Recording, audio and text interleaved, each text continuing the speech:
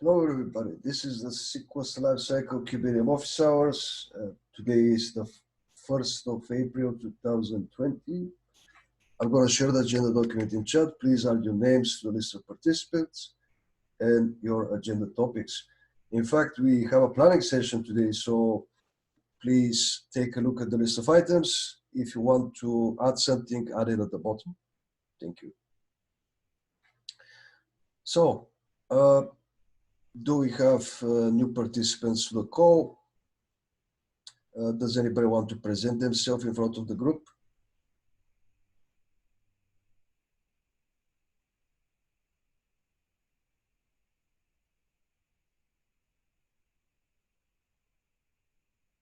Okay, let's share my screen and proceed with the agenda. Quick PSA. So we had a bit of a breakage in terms of the kubeadm join command, where we added an option to block new nodes from joining the cluster if a node with the same name already exists. The logic was slightly broken, so we had to backport a couple of PRs for 118. I think that these merged already. Please take a look.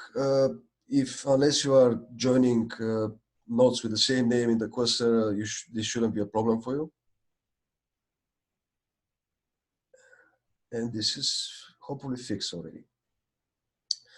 Now, this is where we do planning for the cycle. So every cycle, kubeadm has a special meeting like this one, where basically people propose changes that we should prioritize for the cycle.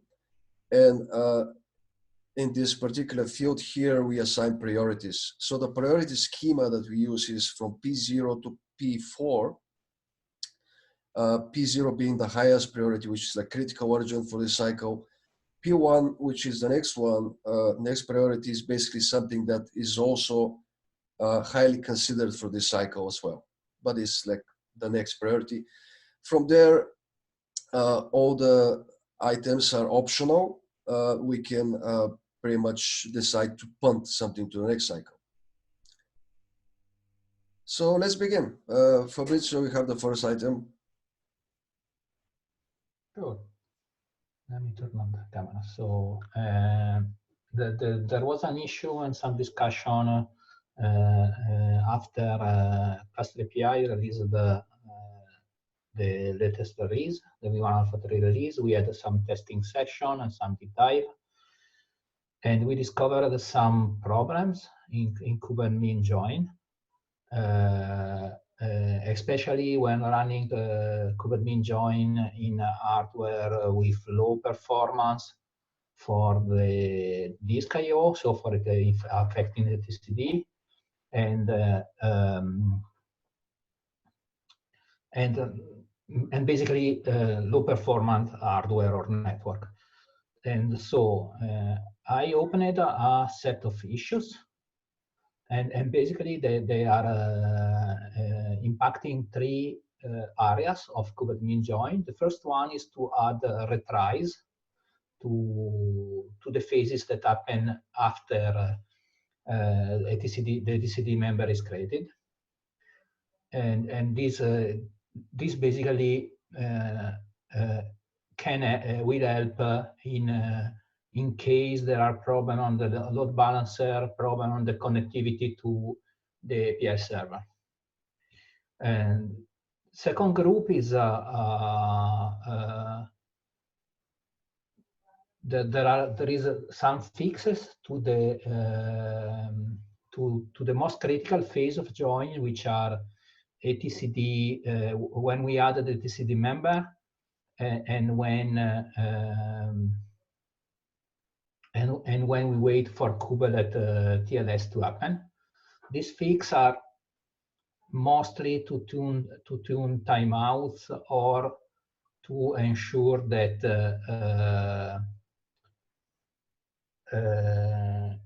the error conditions are properly handled, or we are retrying all the operation. And the last issue is about independency. So basically, what does mean? It means that we we would like to being possible to execute kubeadmin join again in case of problem, and to have kubeadmin join to restart the process from where it was interrupted without creating problem, for instance, when adding NTCD. This is a minimal, let me say, this is a very tactical or focused changes that ideally we would like to backport as soon as possible, also in previous release. To clarify, I want to backport to which versions of Kubernetes? Up to 117. Okay.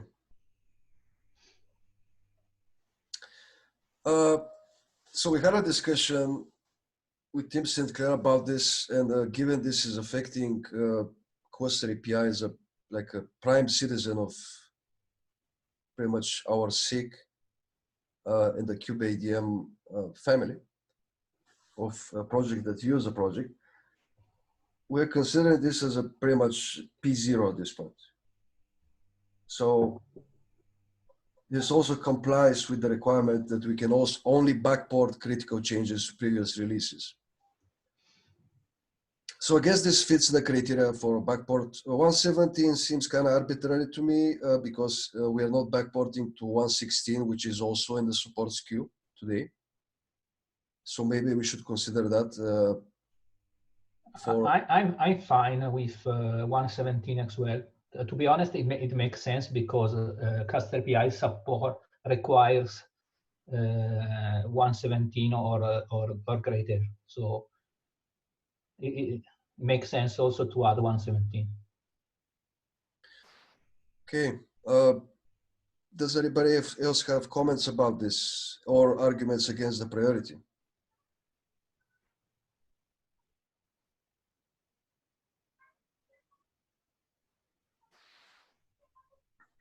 We have to say that this is, it's really scoped to the Quester API, but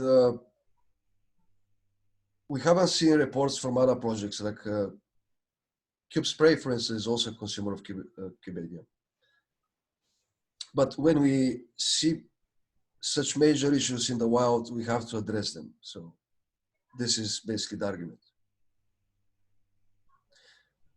And we were planning to do this anyway, but just it feels like the priority should be escalated at this point.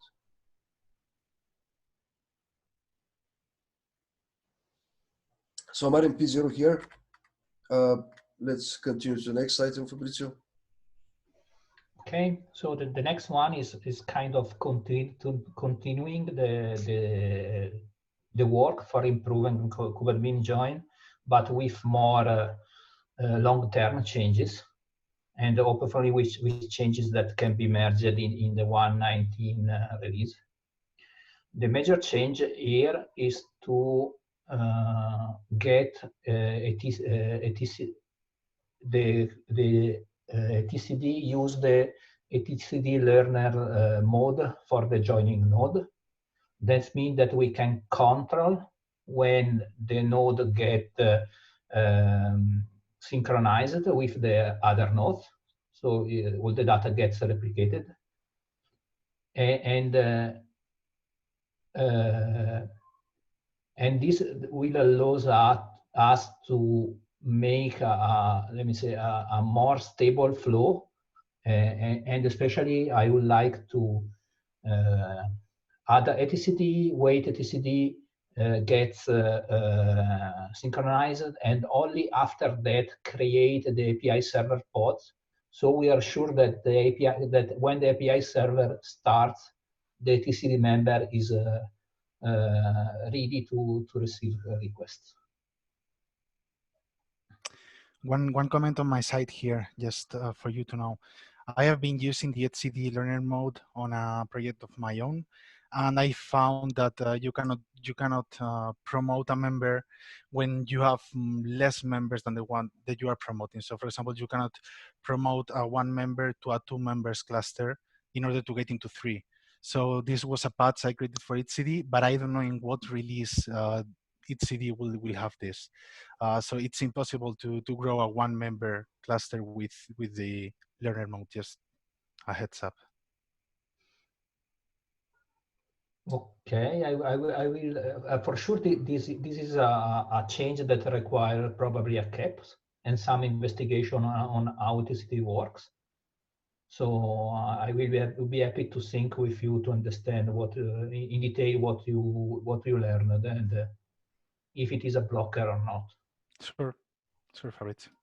Something is telling me, my intuition is telling me that learner mode is not ready yet for production consumption. But I guess we have to investigate this. Yeah, and also here there is there are some consideration that if we are going to change the join sequence, we are breaking compatibility, and that means that probably we have to find a way, I don't know, a feature gate or whatever, to make the new mode available, but also to preserve for all the deprecation cycle the old one. So this is why it requires caps, some investigation, some tests, and some design. Yeah, we have to think about if it's appropriate to use feature gates in terms of changing the order of the phases. We have to look into this. It's an entanglement. We have to consider it if it's the best option, or whether we should just flip the switch and without this, you know. Let's find out the detail and consider options that we have. Okay. So, what is your proposal for the priority? For me, being this the logical next step of the previous point, this one is a P1.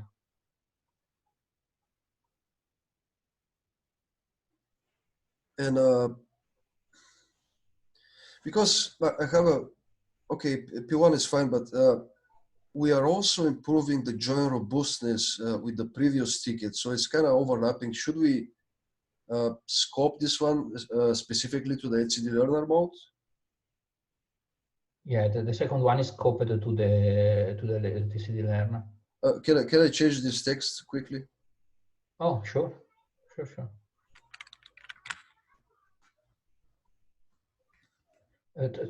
Sorry, I also added a comment from Ross that we can make the retry, the implementation of retries somewhere more consistent. Okay, so I think what we should do here is have the etcd learner mode as a separate item with a separate cap. The rest is Rosti's proposal, which is about creating a completely new interface with the potential to retry all API calls. So I think that we should split these items. Okay.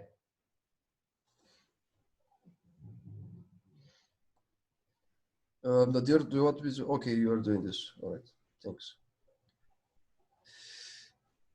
So any objections to P0? I guess Fabrizio, you want to self-assign?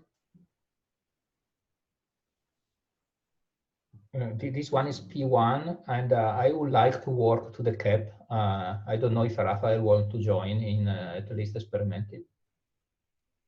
I can pair with you on that, yes. Thank you.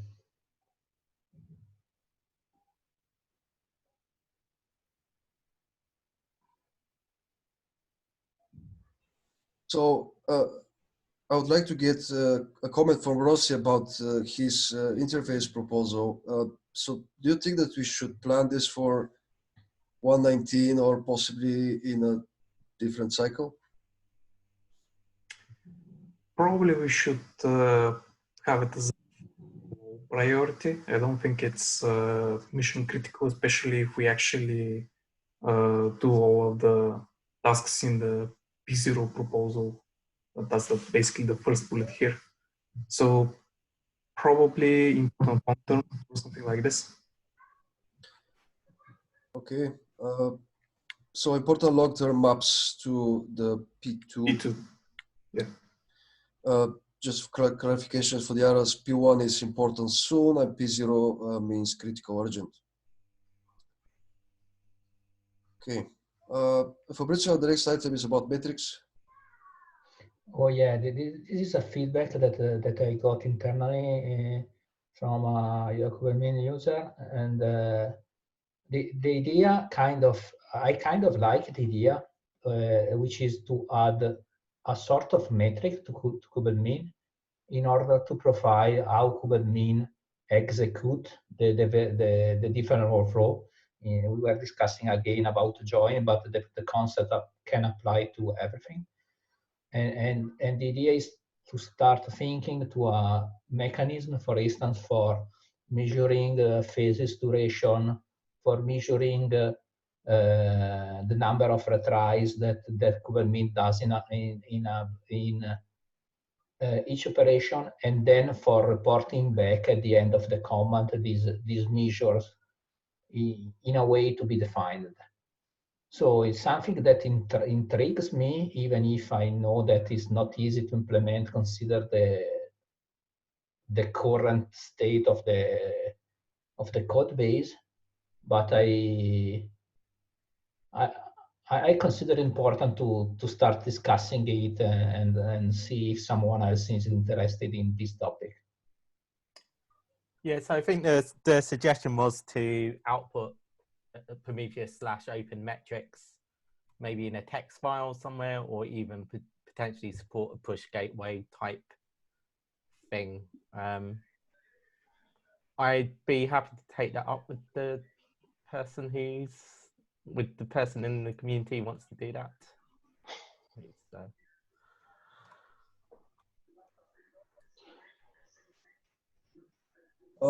Does that mean that we have to import Prometheus source code in kubeadm? Not necessarily. It's fairly lightweight text format, but if you do import it, all of that's handled for you. I think we are already importing open telemetry into KK, so it might not be an additional burden. I'll have to look into it. Mm-hmm. Yeah, Hi. this is. Sorry, I wanted to Please. make a point. This seems like tracing would be a better model than metrics. Yeah. But something different here is that I mean, there's a slight difference between the two. So.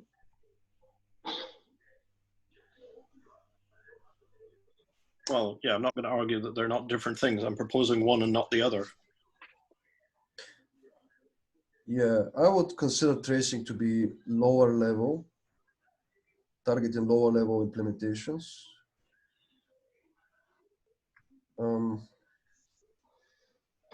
So what we want to do here is get how much retries and how much time it took for a phase to complete, correct? The problem is okay. I'm running kubeadm in my system to spinning up nodes, and I want to collect data in order to identify possible bottlenecks. What are the phasing which are slow and whatever. So the idea is to collect information and then start analyze those information. So it's not to debug a single kubeadm execution, but it is to collect and then, let me say, see trends or look at how the system or the infrastructure behaves. It does sound more like tracing. So okay. Is Prometheus the right option here?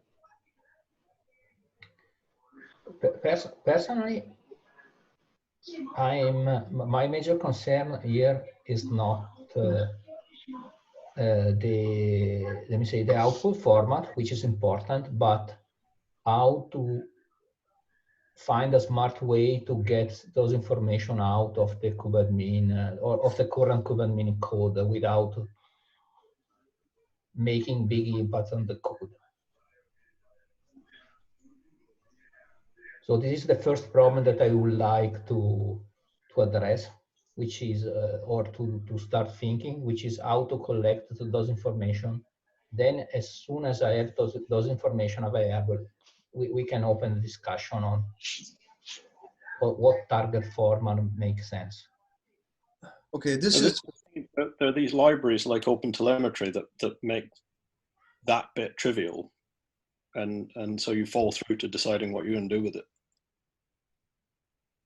Probably it's just a topic that I got the idea, I reported the idea to the team, but I didn't have time to investigate or to put my mind on it.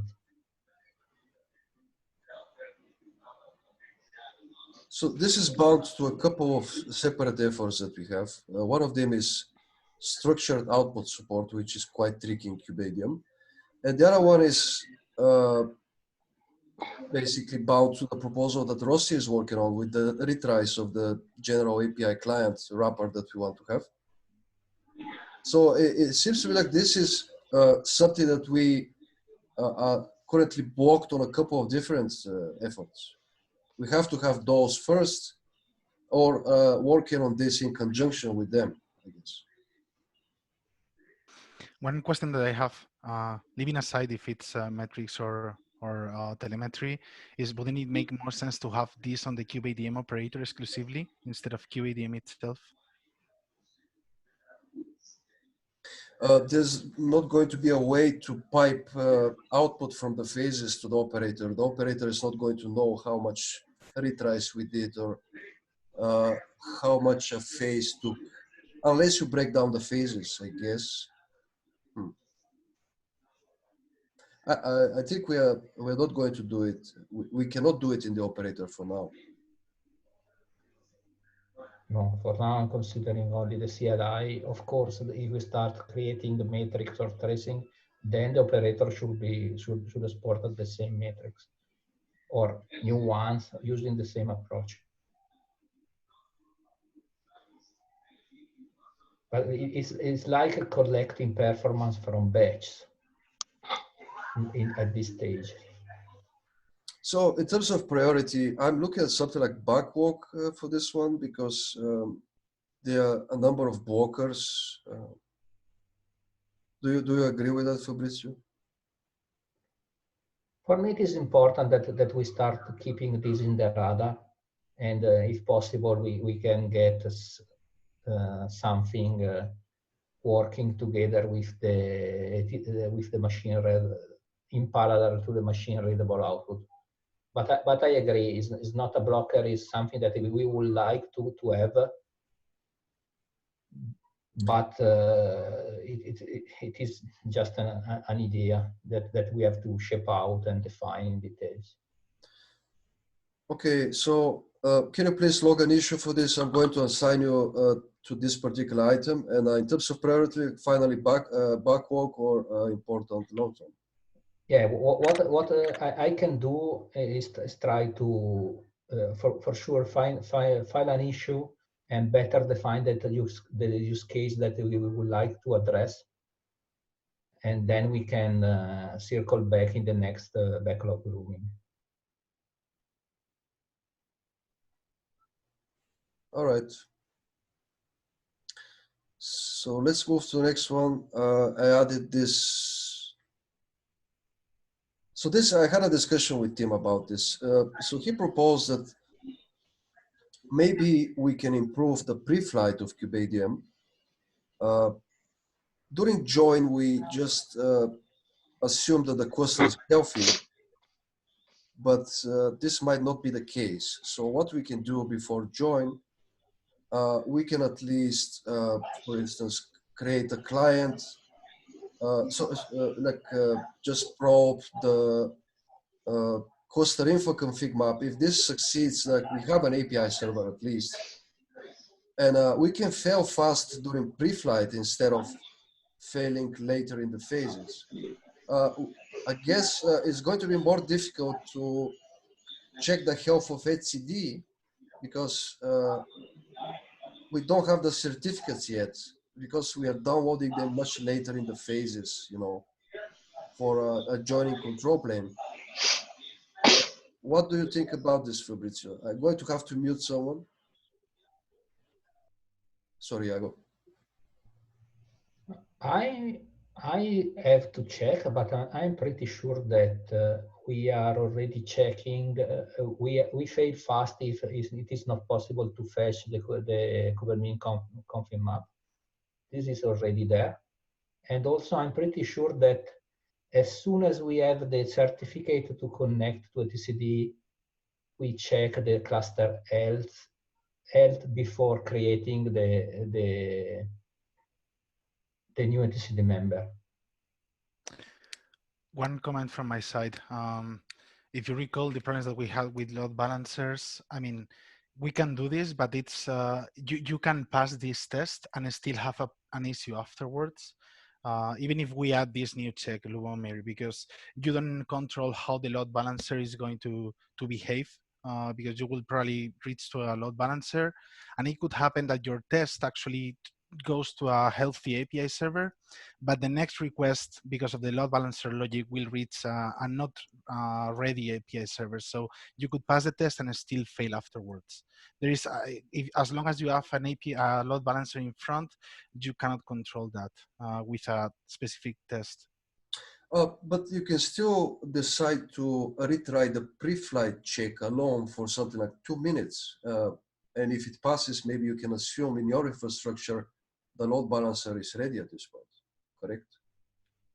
Yeah, it will depend a lot on, yeah. Yeah, I mean, but well, that please, may, yeah, that may not be actually true. So, for example, if you're in a race where there are multiple control planes being joined at the moment, the pre-flight phase may go for a couple of minutes uninterrupted, and then a broken API server may actually join up, and basically you end up retrying a lot of the calls.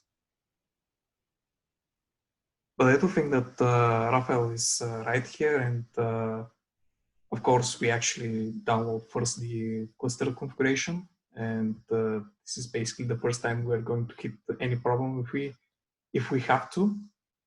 And also like my proposal about restarting each and every call for a certain amount of times in a wrapper of client Go is probably going to solve a lot of the issues that such a broken setup can cause, and without giving up right at the start of the pre-flight phase. yeah, my comment here is that most of the problem that we saw, for instance, in the last round of testing cluster API, happens not in the pre-flight or before kubeadmin before kube start, but after. So they happen when the new etcd, the new API server join the load balancer, or when the new etcd member is joining etcd. So in the pre-flight phase, we are joining, we are checking, let me say, a control a cluster which is stable, but we have a problem immediately after when the cluster is changing state.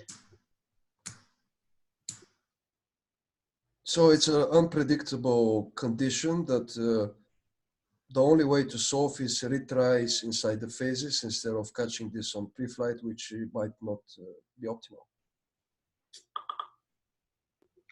For sure, we have to check that the two pre-flight you are telling, so the control API server answer and the TCD is healthy before doing everything. We have to check in that they are actually there. I don't remember on top of my head, but I'm pretty sure they are there. But if these checks are already there, I don't know what else we can add. And also, I guess it doesn't make sense to, to download certificates for etcd earlier and to perform etcd client checks on the cluster in pre-flight. We are still in the initial phase, so we are failing early, even if we do immediately after download the certs. So. All right. So can you please add some comments to the ticket I created after I spoke with Tim? So everybody who commented, please add your comments there. If we shouldn't extend pre-flight for some of these API/etcd checks, maybe we should close this ticket. So I'm just looking for an argument for whether we should do this or not. So please comment on the ticket. For now, I'm going to add this as a backlog until we decide what to do, and assign this to myself.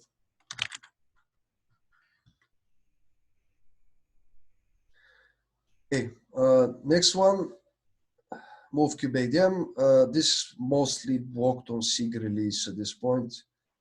So basically, the cap still has to be extended, still has to be updated. In the meantime, I worked on some tooling, experimental tooling, which I'm going to showcase to this group and also to SIG release, SIG architecture. The experimental tooling was for automatically branching and synchronizing kubeadm with the KK repository. It kind of works, but still needs approval from SIG release. Just I'm mentioning that here. I'm mentioning this here because it was a P01 cycle, but due to the complexity and the discussion we had with the different SIG stakeholders, we basically have to reduce the priority. So this I'm going to give it something like a P2 at this point. Depending on what we end up after our discussion with SIG release, we might escalate the priority for this. I spoke with Dims as well yesterday. He said like, hey, when are you going to do this? And my reply was the same as I'm giving here, like it's blocked on SIG release. So it's not clear when it's going to happen.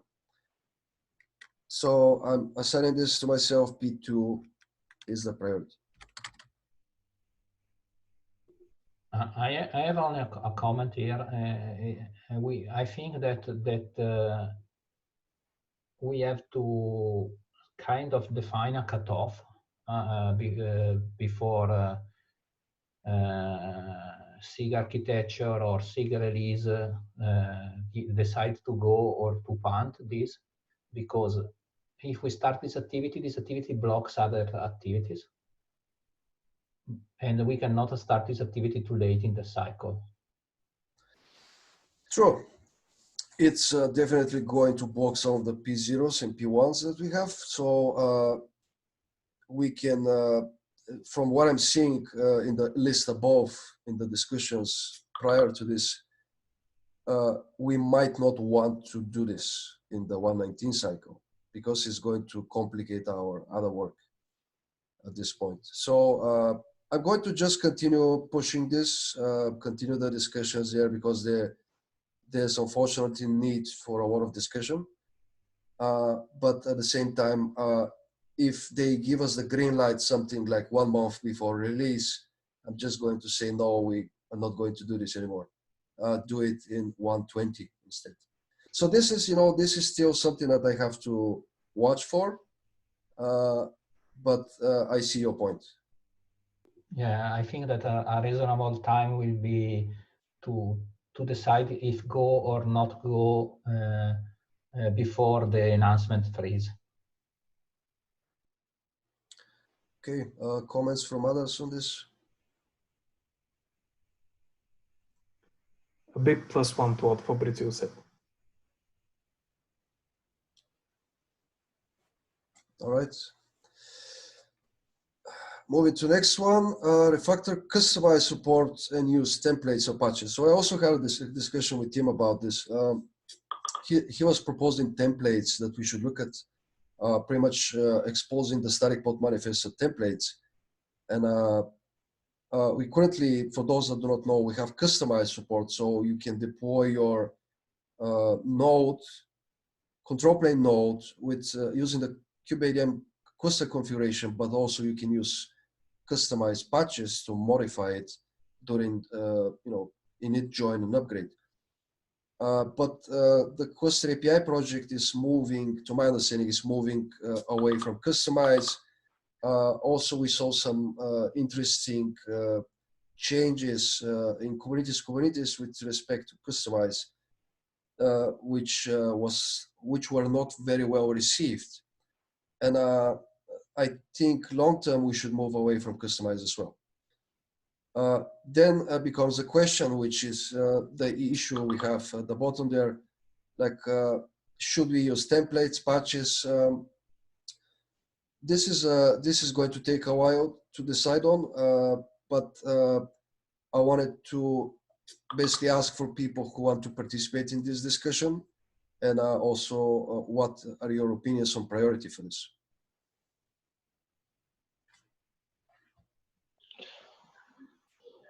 I can.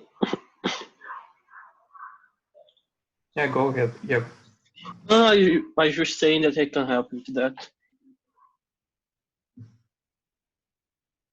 Okay. So you can count also on me for discussing on this, and I think that this should be fairly low priority for this cycle. All right. Prakash, as you raise your hand. Yeah, I did. So can you hear me first? Yes. Okay. So in the airship, which is a project under open infrastructure, which AT&T is leading, we had discussion on customize, especially since what we do in there is get the YAML files describing the site, the cluster, and all whole 9 yards of it. And when we tried to do substitution and replacements for the values, we do use customize and plugins. And if customize disappears, as you are saying, you want to do templates, we definitely have to look into the details. We are not yet clear on that. Discussions are still ongoing, but we do intend to use customize, and so the plugins and whatever we have currently, we see the value for it. And so before deprecating or moving to templates, we'd like to understand more details on it. And so I would look into this, because this I came to notice only today.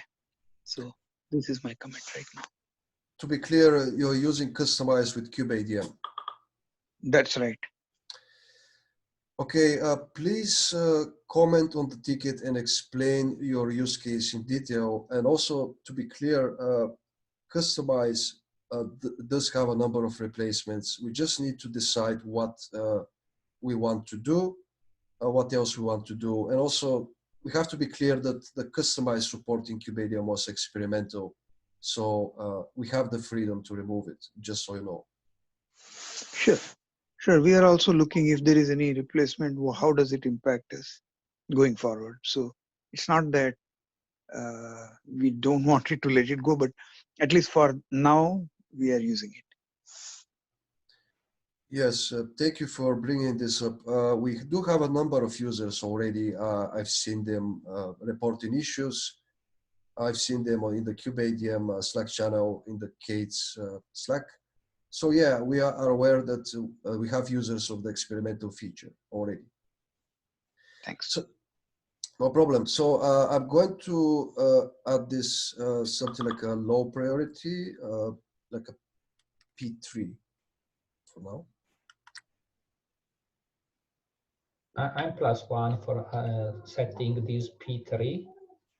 And yeah, only would like to add that I was disappointed to see another release of kubecator going out with an older release of customized embedded.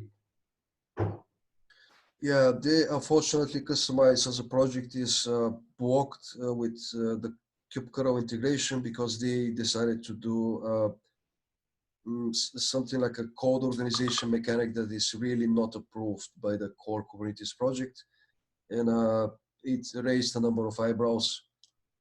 So kubeadm also is deciding to go away from this. Sorry for the spam, by the way. I cannot show this Slack that is spamming me right now. Let me close this thing. By the way, all right, here we go. Okay, next topic is the kubeadm operator. I don't think we had any discussions, major discussions about the demand for this. We do have the occasional, we do bring this occasionally. I guess why I added this here is to ask the wider group if they want to take over this effort. Fabrizio, just a clarification from you. The imperative approach, we approved it for the experimental version. Do you think we should, if somebody wants to work on that, do you think that they should proceed with the current design proposal?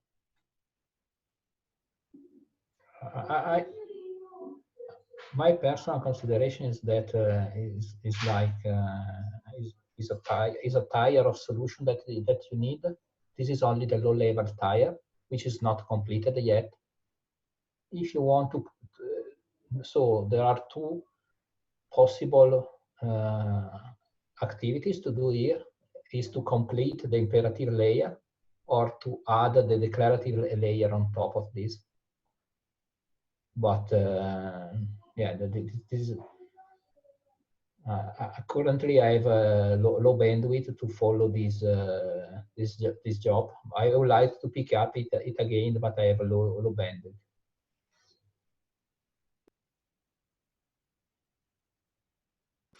I'm under the same situation as Fabrizio. I know that I said I was going to help here, but I have a really low bandwidth at the moment in order to help here right now.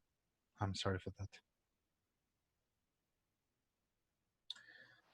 Does anybody know if we have a tracking issue in Kubernetes enhancement for this?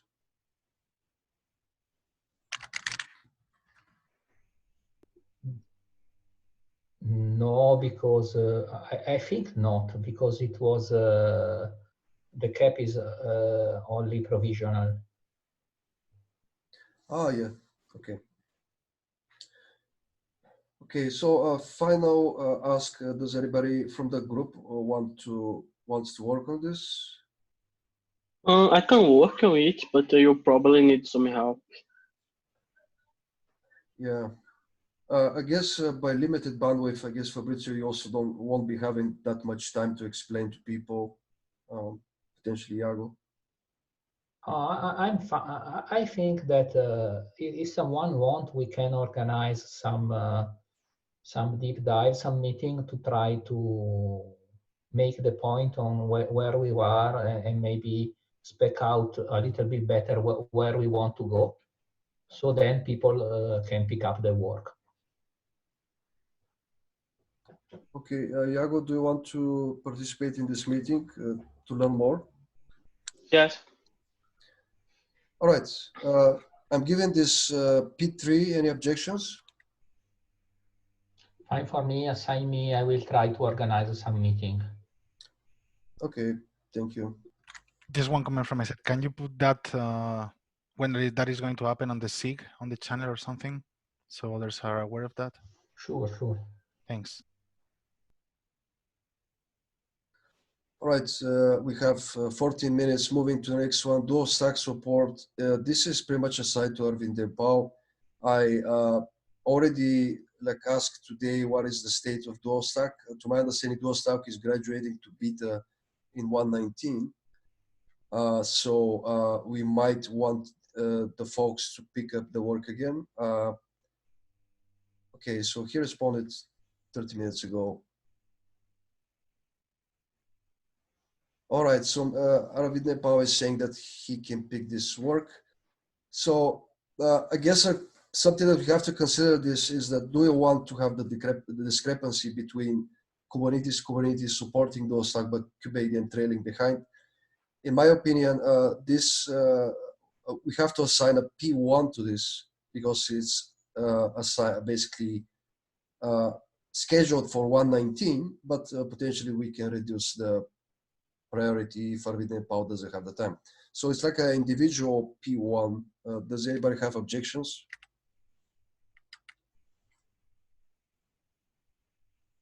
Sorry, I cannot see the chat. All right.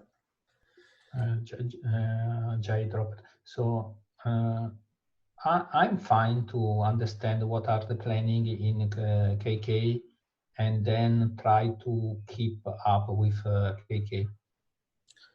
I mean, SIG network are pushing for this every cycle, and basically we as a deployer have to follow this because we are easy stepping stone for consumers. You understand? So basically, we have to be up to speed with the development of this feature because people are going to want to try it. If they don't have a way to try it, they are going to start logging tickets for us.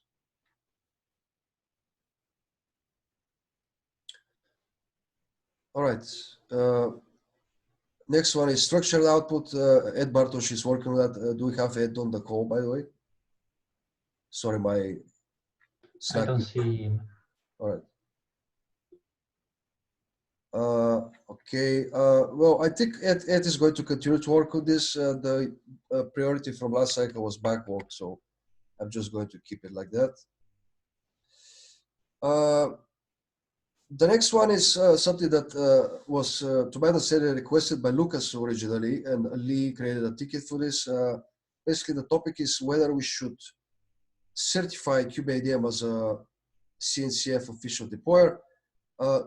Lee, do you have the time for this? But most of my question is, should we even be doing this at this point, given we are pretty much testing kubeadm for conformance on every PR?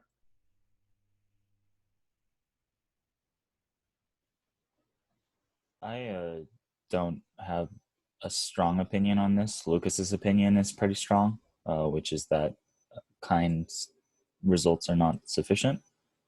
But yeah, I'm fine with whatever folks think.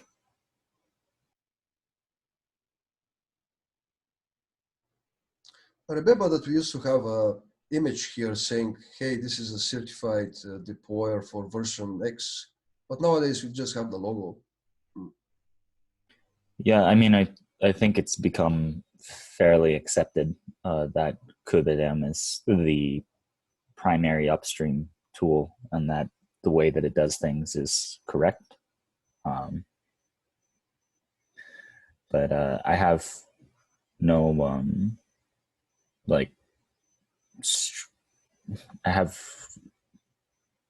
can't think of the word, but I don't think it's a bad idea to keep submitting conformance results as a good example. Plus one to keep submitting the results, even if they are kind results. Yeah, I mean, I'd still just be using the Ubuntu VMs. I mean, kind uses a non-standard and intentionally insecure configuration and shares kernels, but so I think if we're going to bother to submit conformance results, they should be from a proper environment. But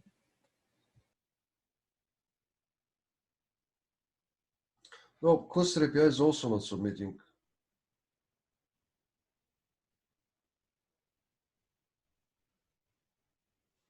Kube spray.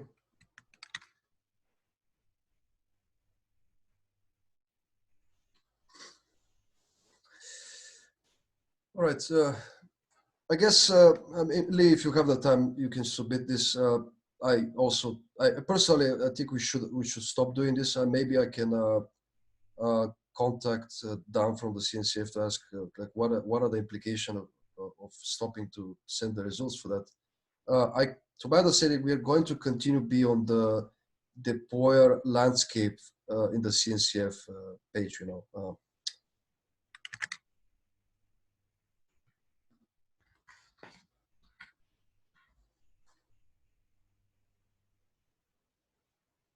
So honestly, I don't know what, I mean, we do gain certification, but you know, we are going to continue to be part of this list of installers here. So it's kind of, yeah, I mean, if we don't go through the same process that we expect other people to go through, I think that there's probably a little bit of the issue there, I suppose. mm-hmm. All right. I mean, if you have the time, submit too bad I said you got it pretty much working. There was some failing tests. Yeah. Sonobui responded to my issue and added a patch that makes it much easier to test, just reduces the network churn. So. Mm-hmm. I see. All right. You have the next item. We have 7 minutes. Yeah, so I'll keep it quick. How are we feeling about add-on installer configuration? I'm happy to push this work forward and make sure that it's functioning properly. But basically, I do feel that with the development of third-party CNIs replacing some of these components in DNS and kubeproxy, that we do have a solution for at least disabling these things. Add-on installer configuration is a rich interface to do so that I believe is supportable by the project, but I'm just curious what we think we should do. I think that this is not only something that is a broader discussion, not only kubeadm. We should discuss also, for instance, with cluster API. I'm going to be submitting a POC to cluster API as a result of some discussions yesterday. There's another contributor, her name is Sadef Savas, and she wrote a post-apply controller. I have still some list of open questions. We can keep and go through them. For instance, how we can change the images for air-gapped environment, so on and so forth, in a way that does not break the kubeadmin users. And I think that also the add-on project should answer to the discussion customized or not customized for the future. And something that for me is important, I'm available to compatibility with my priorities. I'm available to try to unblock these.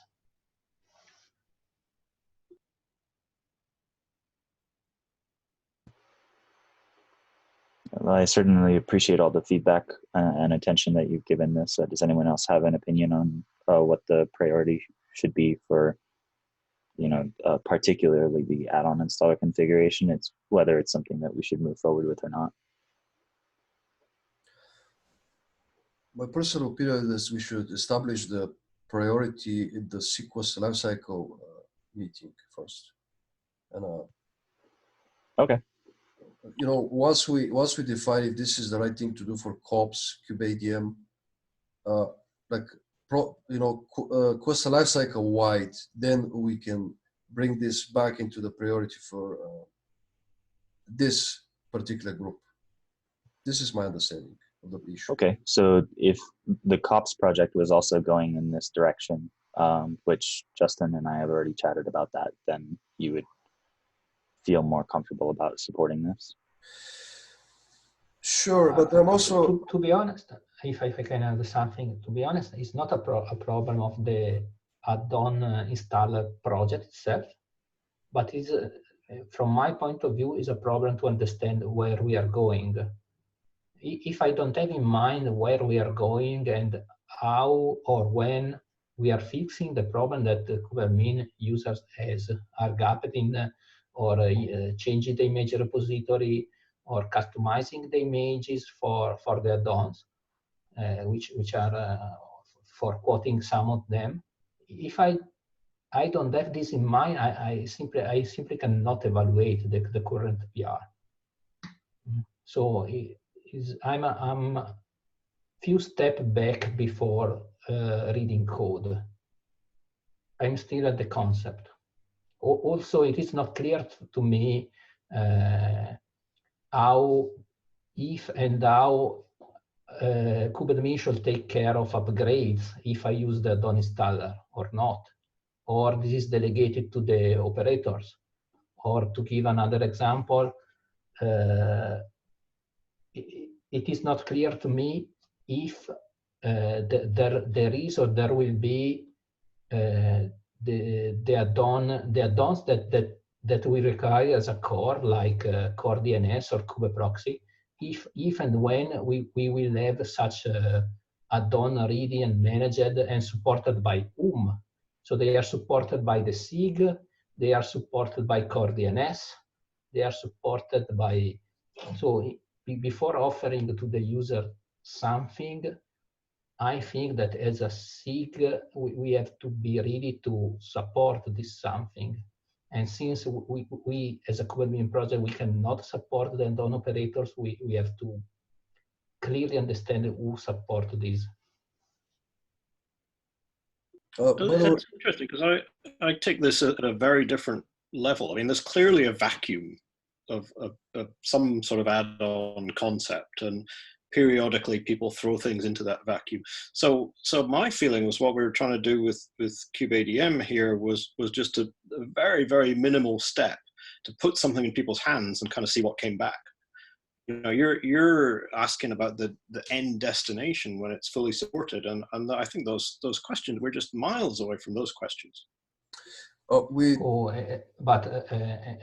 for instance, as you can see, as you saw for the customized things, as soon as we put something out, then the users start pinging us about this. So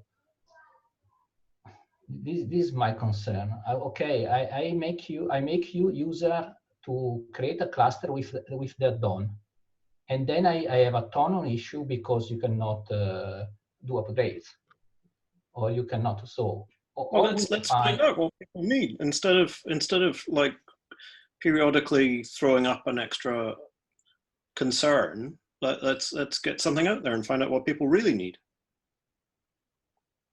Yeah, my problem with that is we not throwing experimental features at the hands of the users is that then I have to babysit the kubeadm issue tracker, and I oftentimes I don't have a good response for them because we don't have a plan for the future. We don't have a plan what we're going to do with this particular feature in the future. So it's really I don't have good answers for them. Like once we release this experimental in kubeadm, if they request from me some of the features that Fabrizio is talking about, what response I'm supposed to give them if this is not in the kit? I don't have a response for them. And they, the biggest problem in Kubernetes that I saw when I joined the project is people use alpha in production, which is horrible. So we have to. We just shut down then. You know, this is not what we're trying to do. This is not what we started a year ago. Yeah, either need to show up with another 10 people to do it the way you want, or we'll shut it down.